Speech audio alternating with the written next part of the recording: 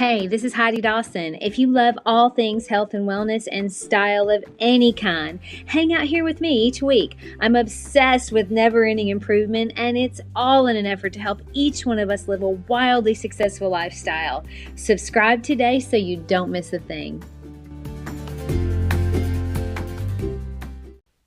Hi, guys. Welcome to episode 304 of the Wildly Successful Lifestyle Podcast. I hope wherever you are, you're happy and living a life that you love. And if you aren't, I hope you're working on a way to get there, because it's possible for each one of us, but it takes some work on our part. So I'm glad you're here, because that's what this podcast is all about. It's helping us live, each one of us live our version of a wildly successful life. So make sure you share this episode with 3 people. Don't even think about it. Just do it. You're helping people. Okay. I was talking to a young client recently that I was coaching. She had a lot to say, which of course I loved. But she started it out by telling me she wanted me to tell her what was right or wrong for her in a particular situation and what she should do. And then she also wanted to talk about a separate situation where she felt she was being bullied and what she should do about that. So I told her 2 things. And I think it applies to a lot of people. But first of all, I told her this. I can't answer what's right or wrong for you. Only you can do that. Because you see, she has an internal guide just like we all do. And even though she said some of these things she wants to do, my parents tell me that they're wrong, I shouldn't be doing them. But my friends are doing them and they say it's no big deal, so how wrong can they be? And if I want to do them, well, doesn't that mean it must be right for me? So I just looked at her and I said, well, are they right for you? To which she answered, I don't know. And I said, yes, you do. To which she quickly responded, no, they don't seem right for me right now. Okay, so there's your answer. Your internal guidance system will always have the answer if you give yourself the chance to listen. I mean, we all have things we want to do that we don't do all the time.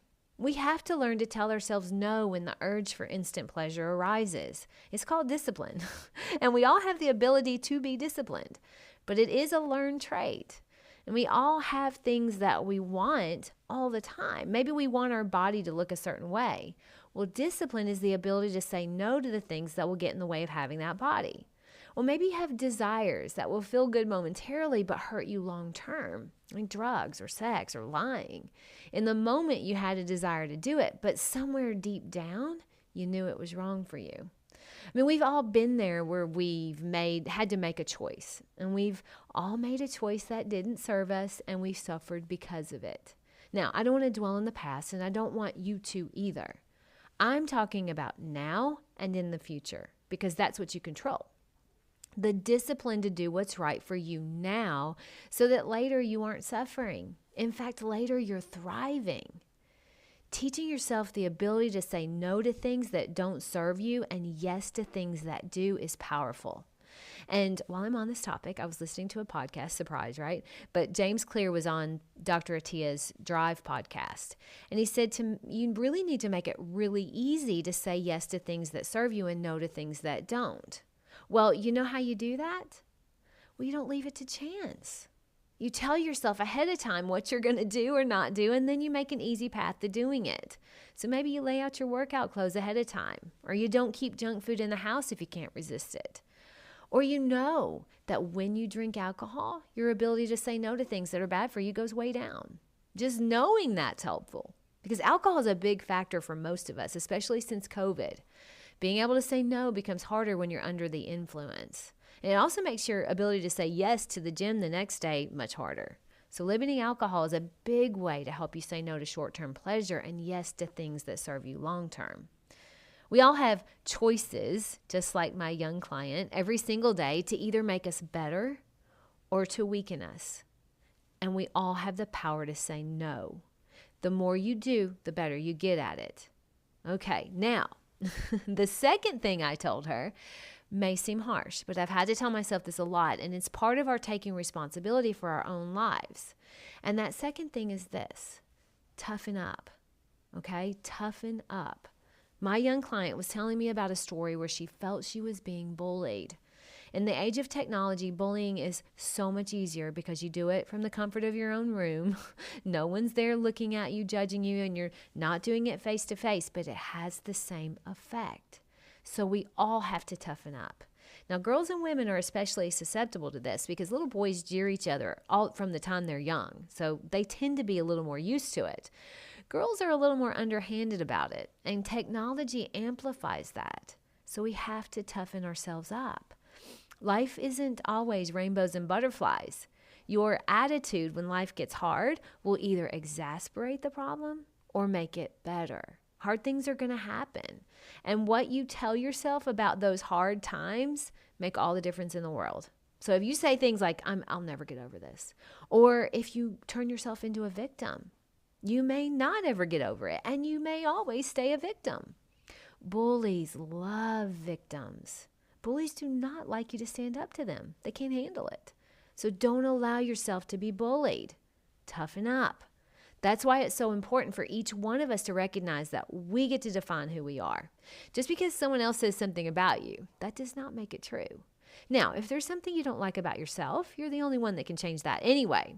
But people will always have opinions, and we get to choose what we do with those opinions.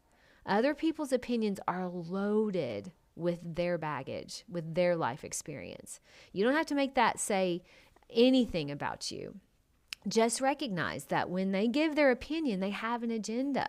And it might be well-meaning or it might be mean-spirited. But either way, it comes laden with their life experience, which has nothing to do with you. I was getting my nails done, and the girl doing my nails was wearing a red sweater, and it looked so pretty with her coloring. So I was like, oh my goodness, red looks so good on you. And she said, yes, I love red. Then she told me she loves to wear red, but she never wears red nail polish. And I was like, why not? It's so pretty with your skin. And she said, yeah, I know. I used to wear it all the time. But 15 years or so ago, I had a good client who was kind of a friend like you are, but she whispered to me that my red nails made me look like a hooker. And I've never worn red nails since. I was stunned. I said, but you liked your red nails. And she said, yeah, I did. So one thing someone said 15 years ago so deeply affected her that even though she liked red nail polish, she refused to wear it because of that one person's strongly held opinion of what wearing red nail polish meant. Now, I don't know where she got that idea or why she expressed it, but my friend allowed it to mean that she looked like a hooker, and she didn't want that, so she never wore it again.